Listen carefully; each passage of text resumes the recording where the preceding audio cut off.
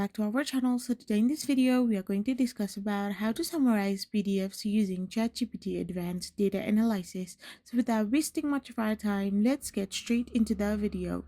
So if you want to summarize PDFs using ChatGPT advanced data analysis, all you got to do is simply log in into your ChatGPT.